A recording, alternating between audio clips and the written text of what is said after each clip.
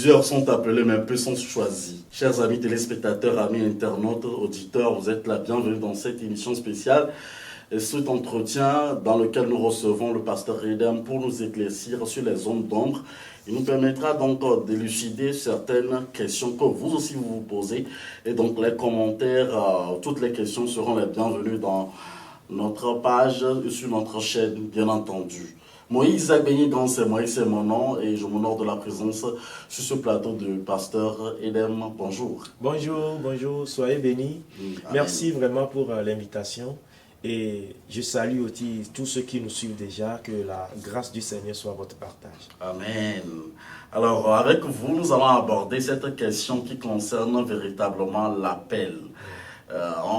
On voit beaucoup de pasteurs se dire que je suis un appelé de Dieu. Vous nous l'avez dit l'autre fois, que Dieu m'a appelé. Quand on dit Dieu m'a appelé, qu'est-ce que cela signifie véritablement, pasteur? L'appel de Dieu, c'est vraiment l'initiative que Dieu a d'amener vraiment quelques personnes qu'il choisit, qu'il invite vraiment à pouvoir contribuer ou bien par qui il va passer pour pouvoir accomplir sa mission vraiment sur cette terre. Donc quand on parle de l'appel de Dieu, Dieu choisit quelqu'un par qui il va passer pour accomplir une mission bien spécifique sur cette terre. Alors comment se manifeste en fait l'appel de Dieu quand on dit est-ce que ça doit se manifester par songe ou comment est-ce que ça se manifeste? Ok, bon. L'appel de Dieu se manifeste par plusieurs moyens. Donc, je vais essayer de toucher 3 points. Oui. Et premièrement, lorsque on dit quelqu'un est appelé, comment cette personne doit savoir qu'il est appelé? La première des choses, Dieu, premièrement, nous a appelés tous. Et c'est un appel vraiment qui est global, je pourrais le dire. C'est-à-dire, il nous appelle tous à quitter vraiment le monde du péché pour venir à lui, à Christ. Oui. Donc, premièrement, quelqu'un qui est appelé pour servir le Seigneur doit premièrement répondre à cet appel-là, qui est de quitter le monde du péché pour venir à Christ. C'est la première des choses. La deuxième chose, lorsqu'on dit quelqu'un est appelé, Dieu appelle quelqu'un, il peut parler à cette personne audiblement, par sa voix. La personne écoute la voix de Dieu, par des révélations. La personne reçoit des révélations, la personne reçoit des songes de la part du Seigneur. Donc, premièrement, le premier point, nous pouvons toucher le cas d'Abraham. Et le deuxième cas dont je viens de faire mention, qui est l'appel par la voix audible de Dieu, nous touchons le cas de Samuel. Et nous voyons que Samuel était appelé. Et là, Dieu lui a parlé, Dieu lui a appelé plusieurs fois, mais il ne comprenait pas, il ne savait pas que c'était la voix de Dieu. Donc, il fallait qu'il, à chaque moment, la Bible dit, à chaque moment qu'il écoutait la voix l'appeler, il courait vers son patron Élie pour dire, patron, tu m'as appelé, mon chef, tu m'as appelé. Jusqu'au moment où Élie a compris que vraiment c'était l'appel de Dieu pour Samuel. Il a dit, réponds cette fois-ci que Seigneur parle, ton serviteur est à l'écoute. Donc à plusieurs moments, Dieu nous parle par des révélations, par des visions. Et maintenant, troisième chose qui confirme encore l'appel de Dieu, Dieu va passer par d'autres personnes pour confirmer ce qu'il t'a dit personnellement. Comment reconnaître véritablement les appelés de Dieu? Reconnaître, la Bible a dit que l'appel de Dieu, lorsque quelqu'un qui est appelé, cette personne, premièrement, Dieu confirme vraiment sa parole, la parole de la personne. Oui. Je sais pas, Dieu confirme la parole qu'il donne à cette personne. Dieu confirme la parole qu'il met dans la bouche de ses serviteurs. Donc si on dit quelqu'un est appelé, premièrement, la personne ne donne pas un message qui est différent du message de Dieu. La personne ne fait rien de son propre compte. Tout ce qu'il fait, il reconnaît qu'il a un compte à rendre à son maître, à la personne qu'il a appelée. Oui, mais puisqu'il y a un sujet qui déborde les normes aujourd'hui, quand on parle d'appeler, on se dit que vraiment certains pasteurs se disent qu'ils sont appelés, mais leur comportement véritablement déshonore l'œuvre de Dieu. Oui. Qu'en dites-vous? Pour ça, vous avez parfaitement raison. Et vraiment, lorsqu'on parle de l'appel de Dieu, ça ne veut pas dire totalement que cette personne est parfaitement sainte pour qui sera sans tache, sans ride. Sûrement, peut-être cette personne aura aussi des faiblesses, Oui. mais lorsque la personne est appelée, une chose est sûre est que Dieu travaille sur cette personne.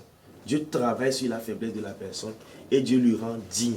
Donc le fait de dire que je suis appelé et maintenant continuer encore à vivre ou bien à mener certaines vies qui ne glorifient pas le nom du Seigneur, déjà il y a un point d'interrogation qui se pose. Est-ce que tu es appelé pour rassembler les enfants du Seigneur pour vraiment accomplir la mission de Dieu, ou bien tu es appelé pour accomplir la mission de l'ennemi?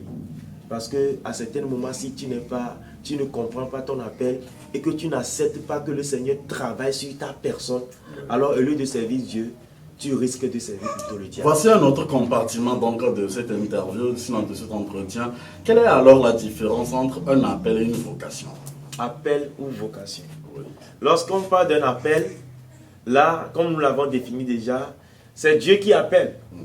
Et lorsque Dieu appelle, il prépare la personne. Il aiguise cette personne.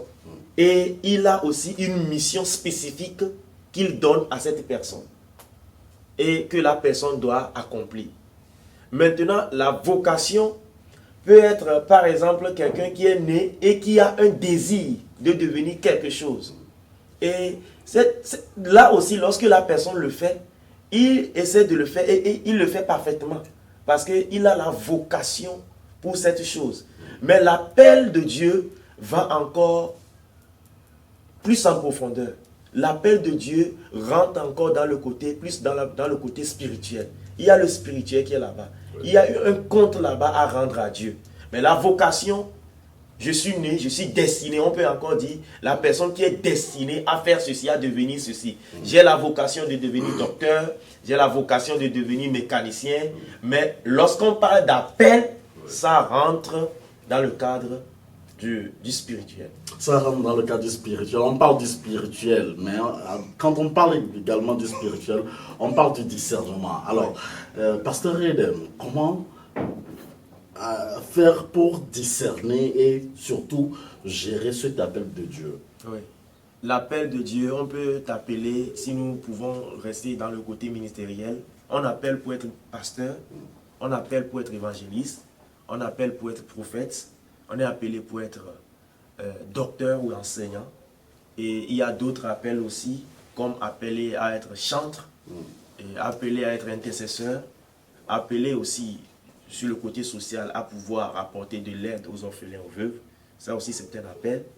Et donc maintenant, sur toutes ces choses, il faut, des fois, la vocation, tu vas sentir, il y a le côté vocation aussi qui joue, mais qui est encore plus profond.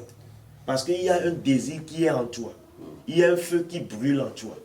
De poser l'acte, de faire quelque chose. Ce feu-là brûle en toi. Et comme je l'ai dit, d'autres personnes aussi vont détecter cela en toi et vont confirmer. Mais notez bien, lorsque tu dis que, ou bien quelqu'un te dit que tu es appelé et que toi-même tu n'as pas reçu une conviction, ne te lance pas dedans. Parce que premièrement, lorsque Dieu appelle, la personne même qui est concernée doit avoir une conviction ferme que vraiment je suis appelé à faire ceci. Si vous avez un message à quelqu'un qui a reçu cet appel ou qui a ces signes aujourd'hui, qui hésite encore une fois donc de se lancer, quel est le message que vous avez à un téléspectateur ou un ami internaute qui vous regarde en ce moment? J'aimerais lui dire de ne pas tarder. J'aimerais lui dire de ne pas donner d'excuses. Ceux qui ont donné tous d'excuses dans la Bible, après, se sont soumis à la volonté. Donc le plus tôt serait le mieux. Certaines personnes comme Jonas ont reçu l'appel de Dieu. Ils ont décidé à feinter Dieu. Mais par la suite, ils se sont soumis. Parce que ça ne serait pas facile de fuir Dieu. Tu ne peux jamais fuir Dieu.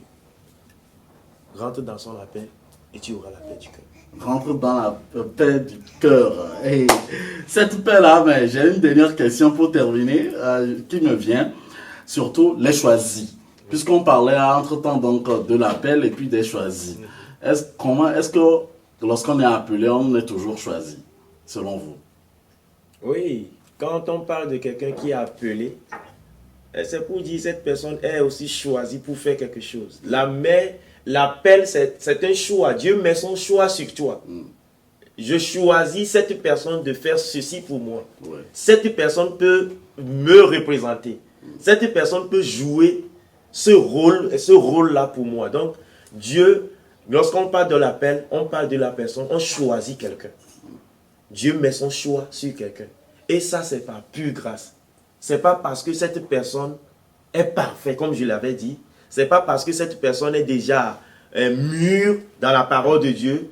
Et c'est pas parce que cette personne a déjà tous les potentiels pour faire ce travail. Mais c'est par pure grâce. Donc, quand on parle de l'appel, on parle de la grâce.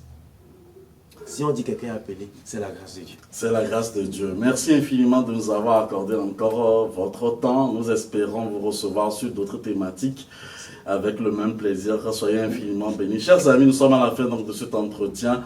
Si vous permettez, je vais donner encore 30 secondes au pasteur de clôturer en toute beauté donc, cet entretien concernant donc, l'appel. Oui. Si vous avez un dernier mot. Merci. Et je tiens à vous dire merci et à dire merci aussi à tous ceux qui nous ont suivis.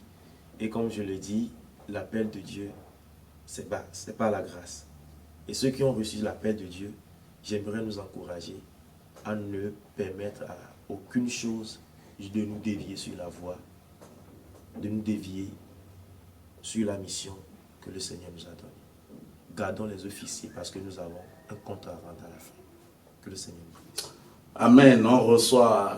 Merci à tous et à chacun de vous. On se retrouve pour un autre numéro avec votre homme, serviteur Moïse Agbenguigan. Ciao, bye. Bye. Join us on www.afrowebtv.com.